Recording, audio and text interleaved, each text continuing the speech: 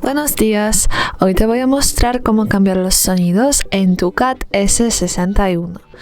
Para hacerlo tenemos que entrar en ajustes y ahora vamos más abajo y elegimos la pestaña sonido. Entramos aquí y aquí abajo tenemos tono del teléfono y sonido de notificación predeterminado. Para cambiar uno de ellos hay que entrar.